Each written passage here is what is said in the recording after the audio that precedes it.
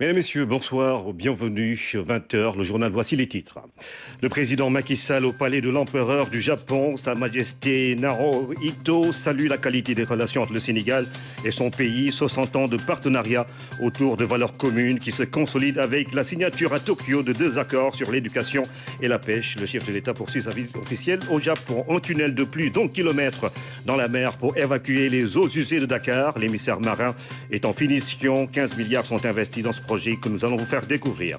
La foire de Dakar accueille de plus en plus de visiteurs. Les stands des pays invités sont pris d'assaut par les écoliers. Ce soir, Ziguinchor et la région à la une.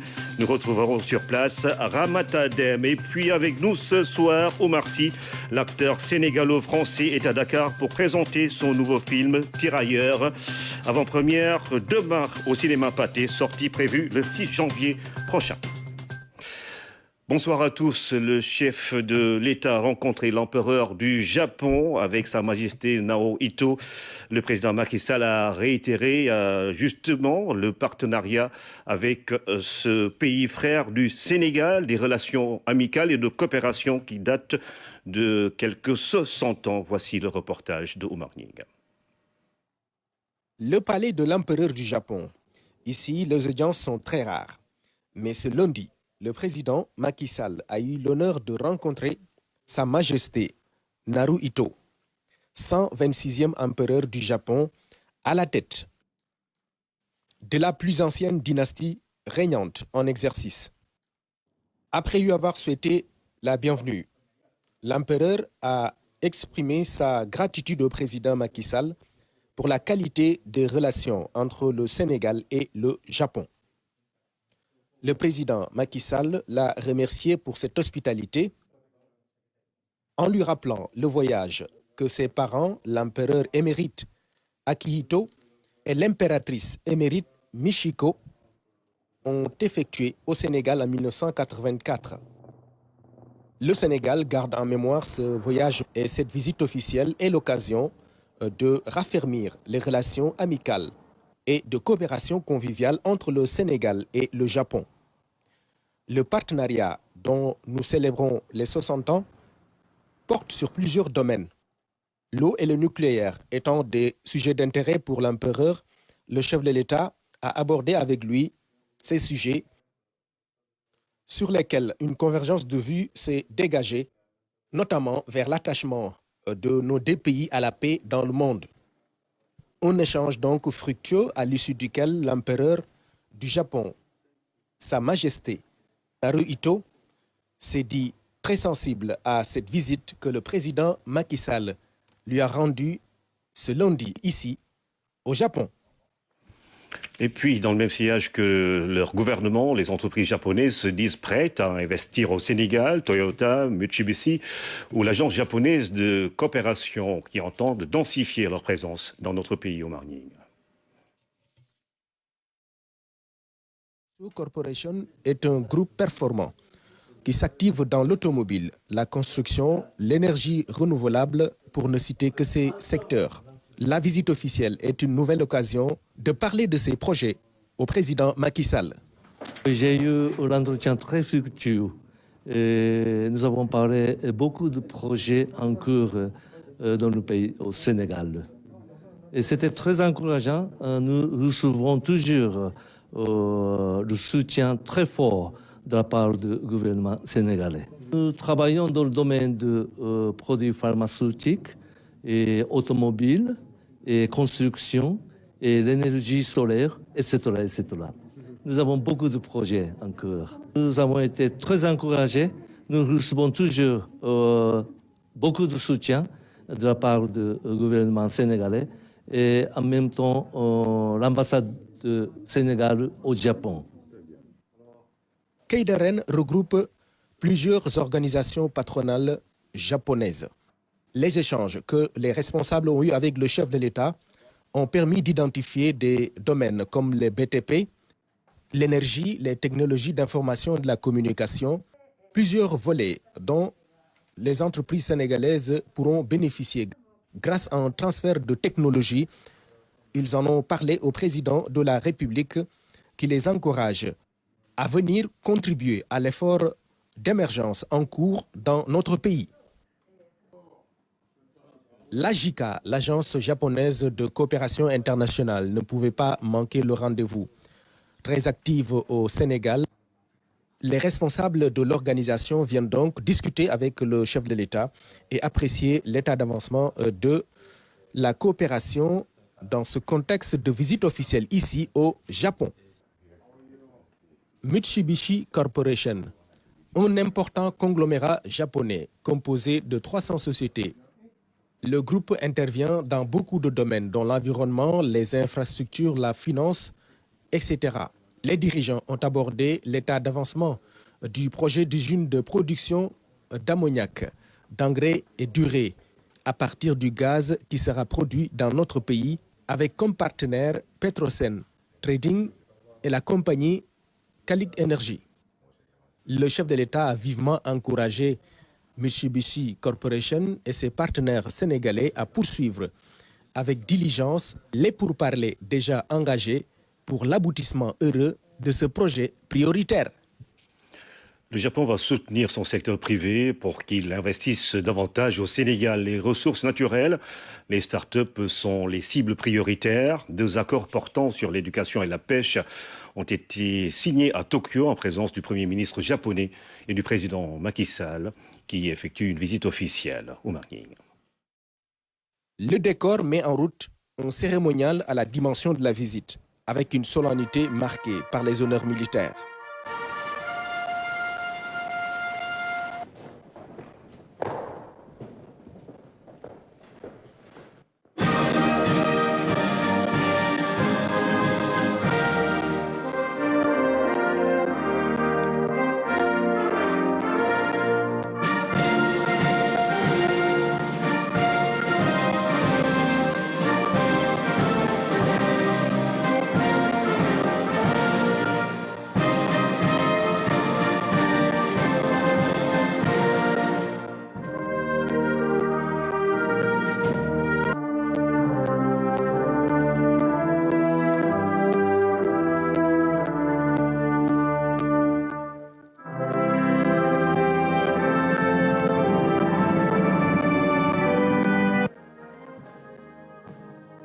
Dans l'entretien qui a suivi l'accueil, le président de la République Macky Sall et le premier ministre japonais Kishida Fumio confortent une volonté de raffermir l'amitié fraternelle entre le Sénégal et le Japon. Son Excellence, Monsieur le Président Sall, soyez le bienvenu au Japon. Je vous accueille du fond du cœur. Le Sénégal et le Japon sont des partenaires stratégiques importants qui partagent les mêmes valeurs fondamentales et principes tels que la liberté, la démocratie, l'état de droit et la bonne gouvernance. C'est donc une relation ancienne qui se consolide entre 2 pays qui ont des valeurs en partage. Je tiens d'abord à réitérer mes remerciements au Premier ministre Kishida Fumio pour son aimable invitation et pour l'hospitalité chaleureuse qui m'a été réservée, ainsi qu'à ma délégation. Le Japon et le Sénégal ont une tradition longue, ancienne, tradition d'amitié et de coopération qui remonte au 4 octobre 1960, donc juste après l'indépendance de notre pays. C'était la date d'établissement de nos relations diplomatiques. Et nous avons un partenariat solide, confiant et surtout diversifié qui porte sur des secteurs stratégiques comme l'agriculture, la sécurité alimentaire, l'eau, l'éducation et la formation, mais également la santé, tout ce qui concourt à la sécurité humaine, la pêche et les infrastructures portuaires, entre autres. Je voudrais signaler aussi que le Japon est par ailleurs le premier partenaire du Forum international de Dakar pour la paix et la sécurité en Afrique. Au Sénégal, le Japon intervient de façon efficace. Aujourd'hui, il s'agit d'aller plus loin dans ce partenariat stratégique. J'ai exprimé au Premier ministre ma satisfaction pour la qualité excellente des relations sénégalo-japonaises et pour l'efficacité de notre coopération. Notre défi aujourd'hui est de poursuivre notre partenariat en le diversifiant davantage parce que le monde change et nous voulons nous adapter aux enjeux et aux mutations en cours qui vont façonner le futur. Nous nous sommes convenus de renforcer les relations entre l'Afrique et le Japon en tenant compte des résultats de la TICAD 8 co-présidée par son Excellence Monsieur le Président Sall. Ensuite, nous avons confirmé la construction d'une relation bilatérale Sénégal-Japon de plus en plus compréhensive par la coopération dans les domaines du développement, des affaires et des échanges de ressources humaines. Notamment pour les affaires, nous nous sommes convenus à soutenir davantage les investissements privés des entreprises japonaises dans le développement des ressources naturelles et des start-up. Sur l'international, il y avait également des sujets d'intérêt commun. Il est important que l'Afrique renforce sa présence au sein du G20, d'où le soutien du Japon à l'adhésion de l'Union africaine au G20. Je suis également satisfait de la mise en œuvre des engagements convenus au titre de la TICAD et surtout je remercie au nom de toute l'Afrique le Premier ministre Kishida pour le soutien du Japon à l'adhésion de l'Union africaine au G20. 2 accords ont été signés à l'occasion de cette cérémonie. Le premier est un prêt pour le programme de développement du secteur de l'éducation. Le second est un don pour le projet de construction d'un laboratoire national d'analyse des produits de la pêche et de l'aquaculture. Résultat concret d'une visite qui a connu un franc succès. Le président Macky Sall qui poursuit sa visite officielle au Japon, le pays du soleil levant. Du soleil pour les enfants. La semaine nationale de la petite enfance et de la case des tout-petits suit son rythme à Dakar. Les Olympiades sont mises à profit pour inspirer la petite enfance à engager l'avenir d'un Sénégal meilleur, fondé sur le civisme et la citoyenneté, Ousmane Ndoye. De cette semaine nationale de la petite enfance, prétexte choisi par la Direction générale de la case des tout-petits pour mettre l'enfant au service exclusif du sport. Le sport permet de fortifier le système nerveux et ces enfants venus de toutes les régions du Sénégal demeurent ce qu'il y a de mieux à préserver pour un Sénégal encore plus performant et plus compétitif. Et sur instruction du chef de l'État et pour nous conformer à ces directives, nous sommes en train véritablement de travailler avec la direction du service civique national qui nous a accompagnés dans le cadre des sessions de formation des acteurs au niveau de Dakar, mais également des acteurs de la région de Kolda. Et c'est une activité que nous allons démultiplier dans les autres régions du Sénégal également. Ça nous permet, nous acteurs et les tout-petits, de revisiter les symboles de la République. À ces Olympiades dédiées à la petite enfance, collées à la 16e édition de la Semaine nationale de la petite enfance et de la case des tout-petits, l'espoir est donc permis quant à un Sénégal de demain avec une jeunesse saine et dévouée à la construction d'un Sénégal émergent. Notre invité dans ce 20h, Omar Sy, bonsoir. Bonsoir. Acteur sénégalo-français. C'est ça.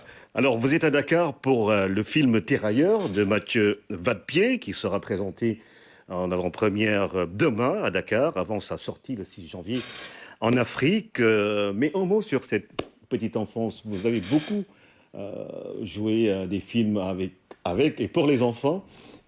Qu'est-ce que ça vous inspire de voir que le Sénégal est dans la dynamique de construire, justement, de bâtir ce pays avec les tout-petits? Je pense que tout pays devrait fonctionner comme ça. C'est-à-dire qu'un pays qui fonctionne, c'est avec des adultes qui fonctionnent, et les adultes de demain sont les enfants d'aujourd'hui. Donc tout part de là. C'est-à-dire que les véritables changements passent forcément par les petits-enfants. Donc bien les encadrer, les soigner, les éduquer, c'est hyper important. Oui, ça fait un pays plus sûr et plus serein. Les enfants aiment bien le cinéma. C'est important, le cinéma, c'est important, les histoires. Et les enfants aiment les histoires, et le cinéma, c'est plein d'histoires, effectivement. Et surtout vos films, vous avez sorti Yao, déjà. Oui, qui parle aussi de relation entre un adulte et un enfant. Et effectivement, oui, les enfants, d'ailleurs, Yao était un petit qui écrivait les histoires, qui aimait les histoires, et qui aimait donc le voyage. Et donc, ça parle de tout ça, oui. Alors, Tirailleurs, qui débarque à Dakar, on va le dire comme ça. Pourquoi avoir choisi justement de lancer ce film dans la capitale sénégalaise? Parce que c'est un film, en fait, qui pour moi, qui fait le lien entre les deux pays, qui sont la France et le Sénégal. D'ailleurs, pour monter le film, dans le financement, on a eu l'aide du CNC, c'est l'aide au cinéma venu de la France, mais on a aussi le FOPICA qui nous a aidés pour ce film. Et c'était important pour moi, symboliquement, d'avoir les deux pays qui nous aident à faire ce film-là. Donc, le film va sortir en France donc, le 4 et ici, il sortira le 6.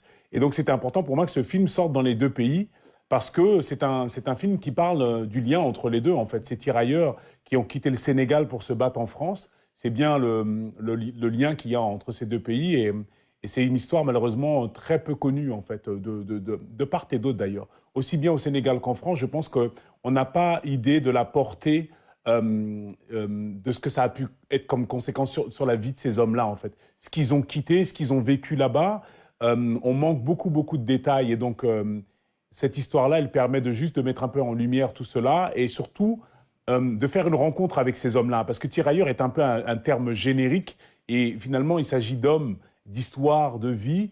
Et donc, ce film-là, j'espère, met en lumière tout ça et précise un peu les choses. Il y a eu les deux guerres mondiales dans lesquelles les tirailleurs sénégalais ont participé. Et ce film parle de quel tirailleur exactement? Il parle de la première, justement. Parce que, justement, pour ma part, quand on parlait de tirailleurs, avant que je rentre dans le détail de cette histoire-là, je ne sais pas pourquoi on associe beaucoup plus les tirailleurs à la Seconde Guerre mondiale, alors qu'ils étaient là dès la première. Et surtout, pour la première, ça a été beaucoup plus compliqué pour eux parce que, justement, il y avait à faire connaissance. C'était des soldats qui ont passé un hiver très difficile. Donc, c'est après ça qu'ils ont instauré l'hivernage, c'est-à-dire que retirer les troupes des tirailleurs des moments où il faisait froid et les mettre dans le sud parce qu'ils ne supportaient pas l'hiver, ce genre de choses-là. Et puis surtout, en fait, en France, le 11 novembre, on rend hommage aux soldats inconnus. Donc, le soldat inconnu qui est le symbole de tous les soldats qui se sont battus pour la France. Et malheureusement, on fait très peu de liens entre les poilus, donc, qui sont représentés par le soldat inconnu, et les tirailleurs.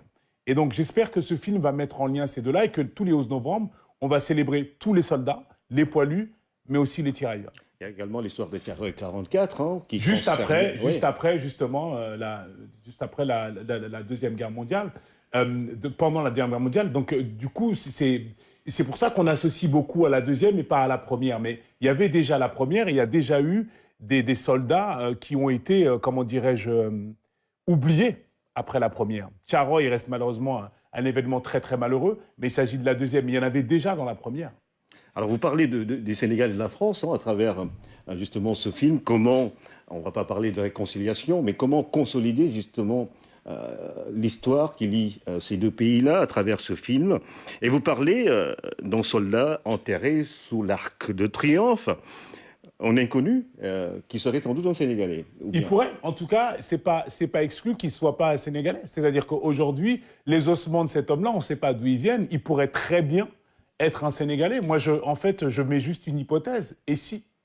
Parce que c'est possible, en fait. Et c'est juste que chacun puisse se poser la question et de se dire, ouais, et pourquoi pas, en fait? Parce que, en fait, c'est une possibilité. Et donc, j'aimerais juste que tout le monde soit au fait de cette possibilité et quand on rend hommage, justement, le 11 novembre, on puisse se poser cette question-là. Ouais.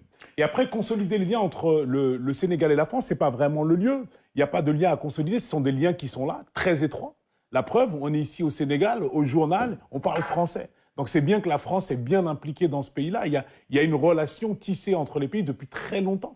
Mais j'aime bien rappeler que le voyage, en fait, s'est fait dans l'autre sens.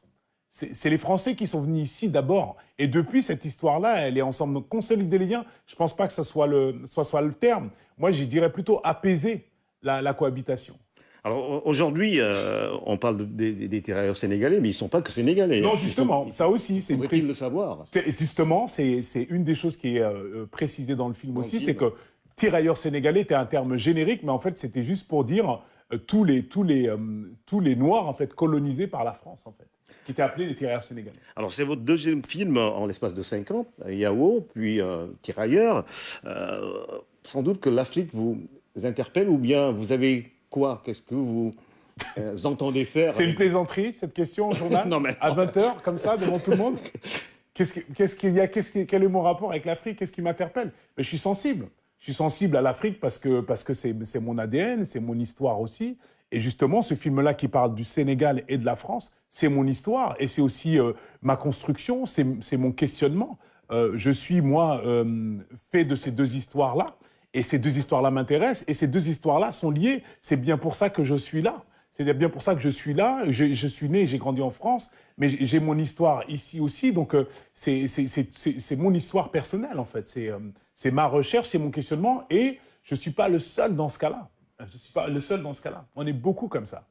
C'est sans doute un message à tous ceux qui ne connaissent pas très bien le continent et qui sont nés, comme vous, en France, à travers ce film. Alors, Tirailleurs, c'est un film que vous avez fait avec qui et avec quels moyens? Combien de personnes ont travaillé dans ce projet? Ça dépend, en fait. Si on parle des personnes qui étaient en France, il y avait une centaine, on va dire, à peu près. Et puis au Sénégal, peut-être la moitié, peut-être plus une cinquantaine. Je n'ai pas vraiment les chiffres en tête, mais ça fait du monde. On a fait 2 mois de tournage en France, dans les Ardennes, à la frontière belge, où il y a vraiment eu des affrontements pendant cette Première Guerre mondiale. Et puis ensuite, on a tourné ici une dizaine de jours dans la région de Podor, une région avec beaucoup de halpoula, mais c'est le million. Alors, l'avant-première, c'est demain. Le film dure combien de temps Je ne sais pas. Vous êtes pressé? Vous ne voulez pas passer du temps? Je ne sais pas, une heure et demie, un truc comme ça. Je n'ai pas le minutage, je suis désolé. Mais c'est un bon moment. Vous ne verrez pas le minute passer, croyez-moi. D'ailleurs, il reste des places si ça intéresse du monde. Voilà. Il y a les dernières places encore à avoir. En tout cas, merci Omar. Merci à vous. Merci d'être passé nous voir. Ça fait plaisir. On dit à on va dire ça comme ça. Franchement, le plaisir était pour moi. Merci Omar Sy, acteur sénégalo-français. Oui, ou franco-sénégalais. Voilà. Dites comme vous voulez, ça n'a pas d'importance. Les deux se valent pour moi. Merci. Qui a joué dans Tirailleurs, l'avant-première, c'est demain. Et c'est au cinéma Pathé de Dakar, aujourd'hui. Voilà. Pardon, je dérange parce que j'ai raté les titres, parce que je regardais là, alors qu'il fallait faire comme ça. Donc, coucou, Bissal Mignon, au revoir, pardonnez-moi. Ça, c'est Omar Sy, en chair et en os, dans les studios de la RTS. Aujourd'hui, nous sommes au stand de Ziguinchor. Nous parlons de la foire de Dakar. Nous allons vous faire découvrir des produits locaux qui sont exposés, des produits halieutiques transformés, huile de palme et les dérivés des produits tirés de la mangue, tels que les Français l'aiment. Ramatadem. Bonjour madame, soyez les bienvenus au stand de Ziguinchor. Au niveau du stand de Ziguinchor, le visiteur a l'embarras du choix. Du miel, de la boisson bissap, du poisson sec, de l'huile de palme, de la moutarde de mangue, du vinaigre de mangue garnissent les étals, sans oublier les objets d'art. Comme d'habitude, nous sommes venus avec minimum 21 groupements de femmes, n'est-ce pas, qui sont venus exposer les produits de la Casamance. Comme vous le constatez, nous avons amené des produits halieutiques, des produits forestiers non ligneux transformés comme le ditar, le mat et autres, n'est-ce pas, et aussi les produits agroalimentaires. Beaucoup de produits halieutiques transformés y sont exposés, ainsi que les produits naturels de la Casamance qui disposent de vertus. Tout le monde aujourd'hui connaît les vertus du citron, ses composants, ses bienfaits. Il y a plusieurs vitamines qui sont concentrées dedans. Prendre du citron, un verre de citron le matin, c'est prendre une bouffée d'énergie. Le vinaigre de mangue fait du bien au corps. C'est du 100% naturel. C'est à base de jus de mangue.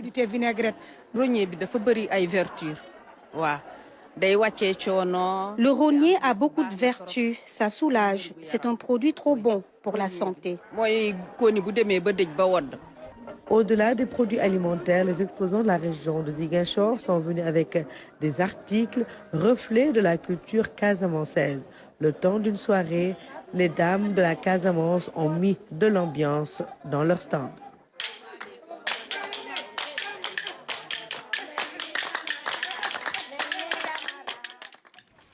Nous sommes bien en Casamance. La Casamance à Dakar, c'est avec Ramatadem. Ramata, vous avez sans doute appris à danser au rythme du booger. Comment avez-vous apprécié tout cela au niveau de la foire de Dakar? Bonsoir Ibrahim Djedjou, bonsoir à tous les téléspectateurs de la RTS. Ben voilà, j'ai essayé d'apprendre un peu, comme tu dis, la danse de la Casamance. Je vais te montrer une fois de retour au Triangle Sud. En attendant, bien sûr, la foire internationale de Dakar se poursuit.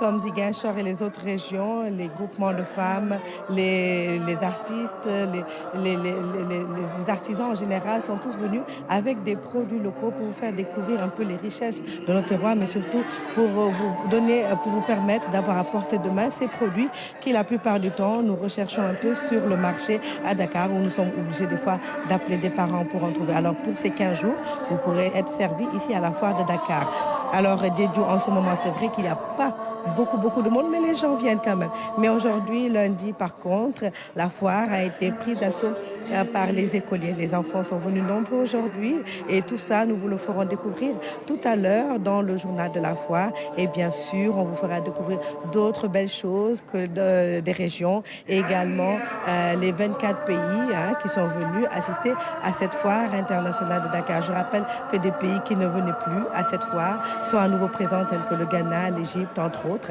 et l'Algérie, que je rappelle encore, qui est le pays invité d'honneur de cette 30e édition de la foire internationale de Dakar.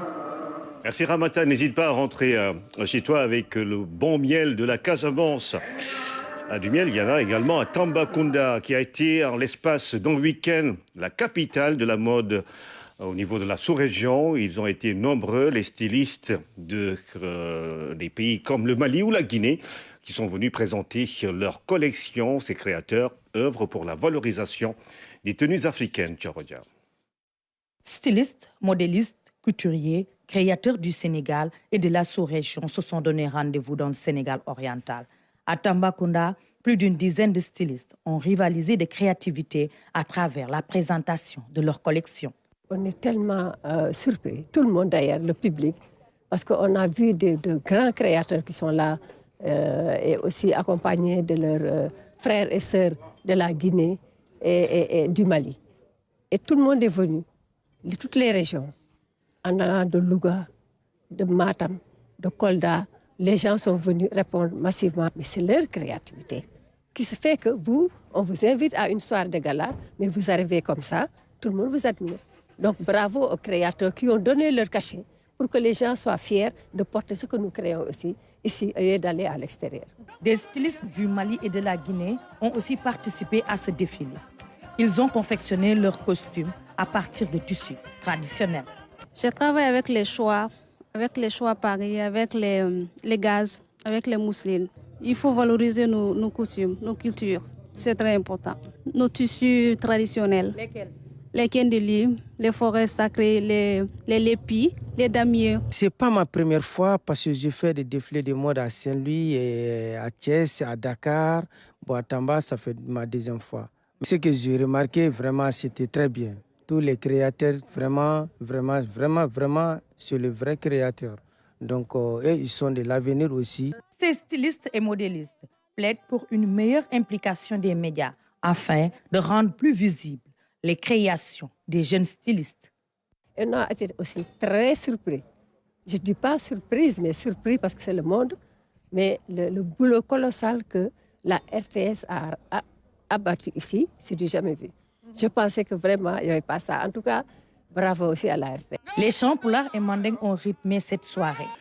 Le Maroc est quatrième. Les Lions de l'Atlas ont réalisé le plus beau parcours de l'Afrique. Une place en demi-finale qui restera dans les annales. Le sélectionneur du Maroc apprécie la performance de son équipe. Objectif prochain, remporter la Coupe d'Afrique des Nations. Ibrahim Mboup. Ils ont fait rêver l'Afrique jusqu'au bout. Les Lions de l'Atlas, bluffants, impressionnants, échouent au pied du podium. On est déçus, mais je pense que demain, quand on se réveillera, on se rendra compte de ce qu'on a fait. La marche, elle était un peu trop haute pour nous, pour aller chercher un résultat aujourd'hui. Parce que voilà, pour aller au bout du tournoi, il faut avoir tout le monde à 100% et ce n'était pas le cas pour nous. Mais bravo aux garçons parce que c'est vrai que des fois on est un peu déçus, mais il faut leur reconnaître qu'ils se sont battus jusqu'à la dernière minute. Ils ont tout donné et ça, c'est une très belle image pour notre football. Première équipe africaine, demi-finaliste d'une Coupe du Monde, le Maroc a été le porte-drapeau d'un continent en nette progression qui regarde l'avenir avec beaucoup d'espoir. Cet ADN, on le construit nous pour notre continent. J'espère que tout le monde aura appris de cette expérience et de cette compétition pour qu'un jour, une équipe puisse réaliser le rêve de tous les Africains. Nous, on a buté en demi-finale. Le Ghana avait buté en quart de finale avant, le Cameroun, le Sénégal. Mais à chaque fois, on passe des étapes et il nous faudra encore du temps pour, Inch'Allah, revenir plus fort. Pour Walid Regragui, la prochaine étape, c'est la Coupe d'Afrique des Nations. Le seul et unique titre du Maroc date de 1976. Avec cette belle génération, les Lions de l'Atlas seront difficiles à manœuvrer dans un an en Côte d'Ivoire. Je pense qu'on est une des meilleures générations africaines parce qu'on est en demi-finale et ça, personne ne pourra leur retirer. Mais dans le vestiaire, j'ai dit à mes joueurs, si vous voulez rentrer dans l'histoire, il faut gagner une Coupe d'Afrique. Il faut gagner une Coupe d'Afrique. Si on gagne une Coupe d'Afrique, on sera la meilleure équipe de l'histoire africaine jusqu'à ce qu'une autre équipe gagne la Coupe du Monde. Mais il faut que dans les 3-4 ans à venir, cette génération puisse gagner une Coupe d'Afrique. Et je pense que si elle la gagne, ce sera la meilleure parce qu'on va être attendu et donc ce sera beaucoup plus difficile pour cette génération de gagner une Coupe d'Afrique. Mais on va travailler dur. On a 1 an pour se préparer pour la Côte d'Ivoire et pourquoi pas 2 ans pour voir où se passera la Coupe d'Afrique 2025. Mais comme j'ai dit à mes joueurs, avant d'être le roi dans le monde, il faut être le roi chez soi. Et d'abord, il faut dominer dans notre continent. Alors c'est peut-être un discours un peu agressif de ma part, mais on est ambitieux et on a envie de le faire. Le Maroc a un réel potentiel, un mélange de binationaux et de joueurs locaux guidés par un entraîneur aux approches tactiques cohérentes, des supporters passionnés. Ils ont séduit le monde de par leur enthousiasme et grosse mobilisation au Qatar. Le président du comité d'organisation de la Coupe du Monde tire un bilan positif de l'organisation. Selon Nasser Al-Khater, le Qatar a organisé la Coupe du Monde de l'innovation. De son point de vue, le Qatar a rendu fier le monde arabe et le Moyen-Orient. Nous l'écoutons au micro de Ibrahim Aboub. Regarde, pour moi, cette Coupe du Monde, nous avons commencé 13 ans avant avec un premier. Le Coupe du Monde compact, l'opportunité, le point pour personnes et gens des différentes cultures célébrer ensemble et faire des relations entre des gens d'autres cultures. Et ici, nous avons, je crois que cette Coupe du Monde est delivered, non? It delivered. I'm going to say it in English. It delivered. Est-ce que pour vous, c'est la meilleure de l'histoire, comme l'a dit Gianni Infantino? Je crois que oui.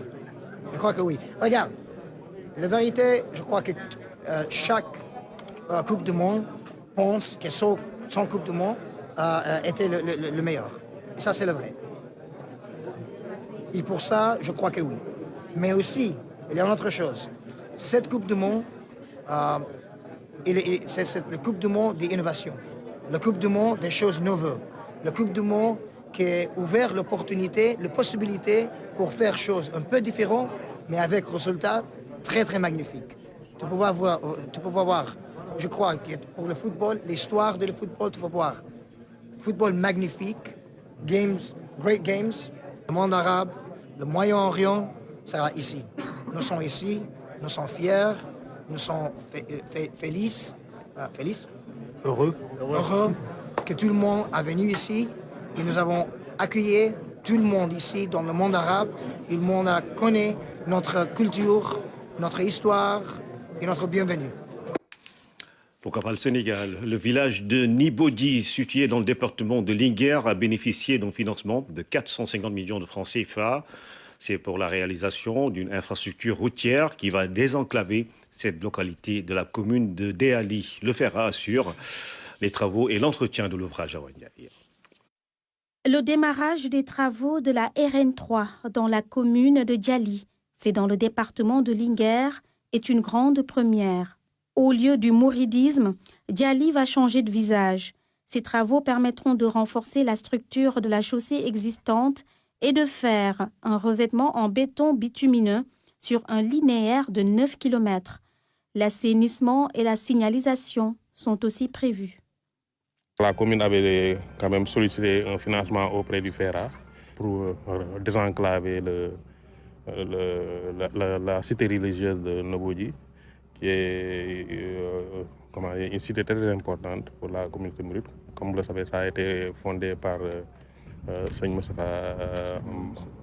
Moustapha Mbacké. L'appui aux communes est une nécessité. 450 millions ont été déboursés pour Djali. C'est un lieu d'abord qui est très cher aux marabouts. Parce que Nibodji est un village qui a été créé par son grand-père, le grand-père de tout le monde, le guide de tous les mourides. C'est le fils aîné de Cheikh Al-Hadim, Seigneur Moustapha, et qu'il a instauré, qui a créé ce village sur ordre et instruction de Serigne Touba. Donc qui tenait beaucoup avec ses dimensions spirituelles et temporelles. C'est un village qui polarise beaucoup de monde parce que nous connaissons la famille de Seigneur Moustapha est très élargie, au-delà de nos frontières, qui viennent jusqu'ici pour faire leurs ziar, les daïrs, la famille et tout le monde. Et la pratique de la route est un peu difficile. Le Fonds d'entretien routier autonome finance l'entretien des réseaux routiers du Sénégal, les communes n'ayant pas assez de ressources pour assurer la maintenance des infrastructures. Le FERA intervient dans 511 communes du Sénégal. Le programme Réyoundaoui est impliqué avec le recrutement de 42 jeunes qui sont chargés de l'entretien des pistes de la commune. Les travaux prendront fin dans 6 mois. Après ce reportage de Awanya sur les travaux routiers à Déali, nous parlons de cet ouvrage qui va aider à régler définitivement le problème d'évacuation des eaux usées de Dakar. L'émissaire sous-marin que l'ONAS est en train de construire sera livré dans les 6 prochains mois. Il coûte 15 milliards et mesure, vous allez le voir dans le reportage de Maman Moussagnan, 1,2 km. On a des diamètres qui font après 2 mètres. Sur après 1 km comme ci, 1 km 203 qu'on vient de poser. Nous sommes dans un tunnel. En compagnie des techniciens, le directeur général de l'ONAS et son équipe visitent l'émissaire marin de Guédiawaye. Parti des bordures de la plage de Malibu, l'émissaire entre en profondeur dans la mer. Dans le tunnel, les visiteurs font le parcours d'un combattant. 1 km 203, exactement la distance parcourue. Avec un diamètre de 1400 mètres, ces tuyaux sont chargés d'évacuer les eaux usées de la capitale sénégalaise déjà traitées à la station de Cambérène, loin des rivages et sans dégâts écologiques. Les travaux de l'émissaire devraient durer 24 mois. Après 12 mois seulement, l'essentiel a été fait à la satisfaction du directeur général de l'ONAS. Je suis satisfait de la visite. Je vois que les équipes ont quand même bien travaillé et ont bien progressé. On est dans ce qu'on appelle les normes mondiales. Et je rappelle qu'effectivement, nous avons parcouru 1 km 200 avec des installations de haute technologie qui ont également pour spécificité de respecter les normes environnementales. D'un coût de 15 milliards CFA hors taxe, cet ouvrage moderne traduit la vision du président de la République pour un mieux-être des Sénégalais. La livraison de l'ouvrage est prévue dans les prochaines semaines. Avec cette technologie, on a réduit presque à 0 l'impact environnemental. Parce qu'on a travaillé avec un système microtunnelier, qu'on a percé les terrains pour arriver jusqu'au fond marin à 30 mètres. Ce projet a une dimension exceptionnelle qui reflète donc, comme je l'ai dit, la vision de son Excellence, le président de la République. La mise en service se fera dans les prochaines semaines en relation avec les autorités. Le projet de dépollution du nord de la ville de Dakar va contribuer à l'amélioration des conditions sanitaires et environnementales des populations de Dakar. L'émissaire va également décharger la station de Cambérène pour une bonne gestion des eaux usées afin d'assurer un bon cadre de vie. L'APIX lance un nouveau programme dénommé Terra Laine. Il va accompagner les 19 communes impactées du TER, financé par la Banque africaine de développement à hauteur de 4,5 milliards de francs CFA. Le projet va participer au développement socio-économique de ces localités. Le reportage de Salou Sek. C'est un nouveau programme qui devrait compléter le plan de gestion environnementale et sociale du TER.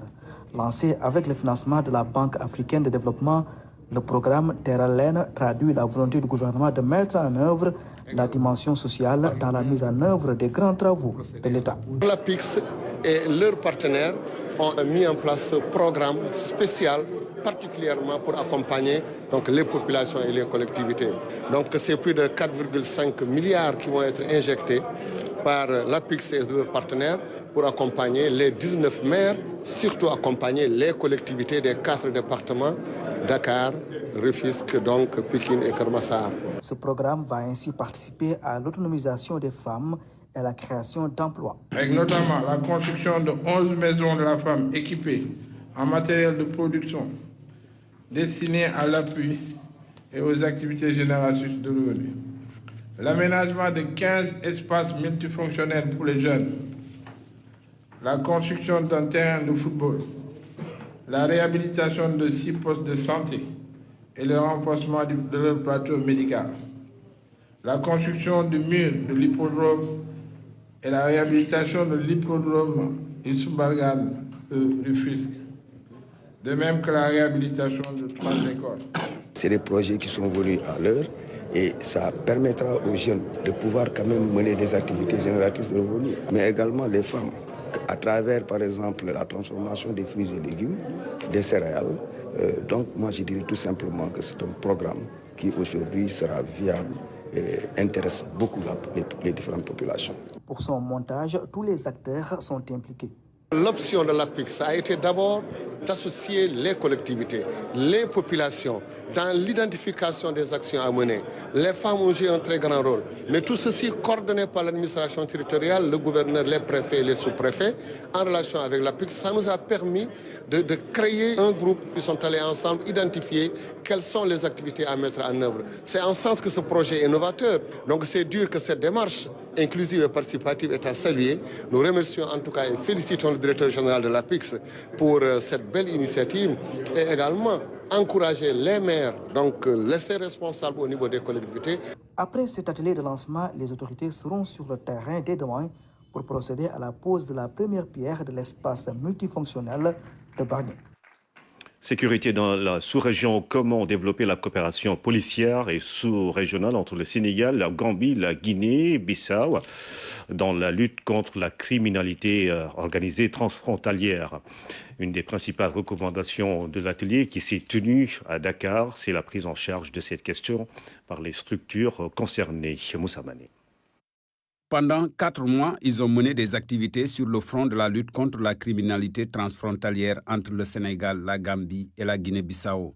Cet atelier est une occasion pour faire une évaluation et de dégager des recommandations fortes. Je suis très satisfait de cet engagement, de cette franche collaboration et de la transparence qui s'est tenue sur 4 mois sur des discussions qui étaient parfois très tendues. Mais on est toujours sorti avec une solution lors de nos rencontres pour mener à bien cette opération. Pour le Sénégal, cette opération a été marquée par la mobilisation de toutes les forces de défense et de sécurité. Elles ont travaillé en parfaite synergie sur 10 postes frontaliers avec des équipes mixtes, de même que la participation des autorités judiciaires. Et cela est une matérialisation parfaite de la volonté des plus hautes autorités, à commencer par le chef de l'État, de faire en sorte que, en tout cas, les différentes forces de défense et de sécurité puissent travailler ensemble, faire synergie pour adresser les problématiques communes que nous avons, dont celles relatives à la lutte contre la criminalité transfrontalière. Ces mêmes actions ont été déroulées en Gambie et en Guinée-Bissau. Et aujourd'hui, on est tellement content parce qu'on voit que dans un contexte de 3 pays avec, disons, 3 réalités, soit judiciaires, soit, disons, légales et même culturelles un peu différentes. Appuyée par l'ONUDC et les experts d'Interpol, l'opération financée par la République d'Allemagne est composée de phases de formation nationale, de planification conjointe et de coordination entre les forces de sécurité des 3 pays. Parce que le défi est évident. Le défi est clair, c'est que la criminalité travaille transnationale, c'est-à-dire est internationale, ne respecte pas les frontières. Alors la police, la justice, la politique doit collaborer également pour faire face aux défis qui sont liés avec cette criminalité aussi importante. Parmi les recommandations formulées, on peut noter la coopération policière et judiciaire sous-régionale, la consolidation de la synergie d'action entre les différents acteurs impliqués dans la lutte contre la criminalité organisée transfrontalière. Journée de récolte à Thiel, c'est dans le département de Linguère, région de Louga. Des centaines de tonnes d'arachides, de maïs et de mil sortent des champs de Serigne Bassirou Mbacké, le porte-parole du khalife général des Mourides, Maman Moussagna. Les champs s'étendent à perte de vue. Ils sont situés à côté du ranch de Doli, à quelques 3 kilomètres.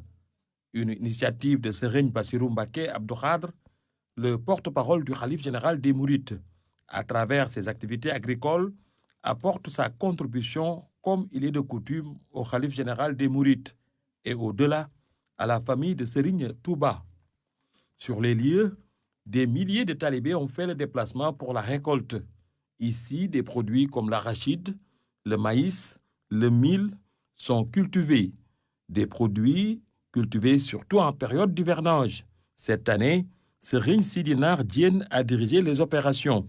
Les talibés, venus de tous les coins du pays, ont pris part aux travaux champêtres. Je viens de Dakar. J'ai répondu à l'appel de mon guide religieux. Le talibé ne doit pas hésiter à aller répondre à son marabout. Ce lieu, comme l'a dit Serigne Sidi, est un site qui va fonctionner conformément aux vœux de Serigne Touba. C'est-à-dire qu'il servira à former les enfants pour en faire de bons citoyens. Au nom de Serigne Bassirou Mbacké Abdou Khadre, Serigne Sidi Nar Diène a remercié les talibés pour leur engagement et les a félicités pour les résultats positifs obtenus. Chaque jour, Serigne Mountakha rappelle que Serigne Bassirou Mbacké Abdou Khadre est un homme de confiance. Donc, si Serigne Bassirou invite les talibés à venir participer aux récoltes, ils vont le faire avec plaisir parce que c'est pour le compte de Serigne Touba. C'est pour l'intérêt aussi de tous et je suis sûr que Serigne Mountakha en est fier. Dans un futur proche, un dara est prévu sur le site. Les premiers talibés ont d'ailleurs rejoint les lieux.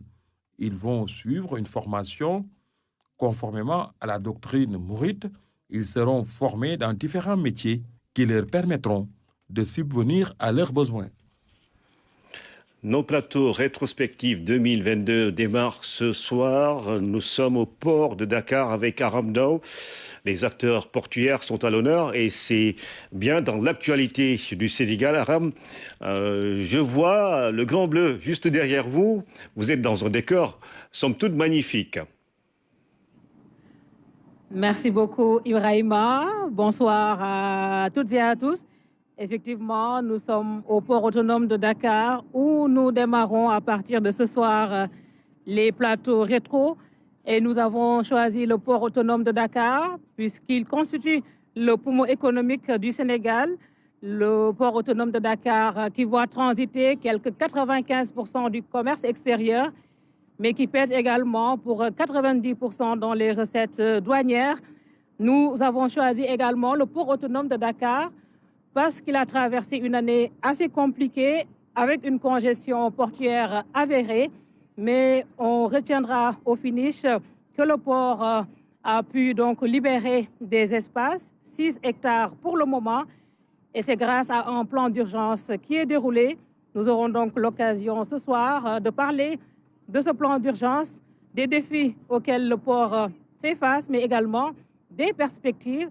Et comme vous l'avez annoncé, Ibrahima, effectivement, ce sera avec l'ensemble des acteurs portuaires, le directeur général, oui, les syndicats, les forces de défense et de sécurité, les partenaires comme la douane, les entrepôts maliens.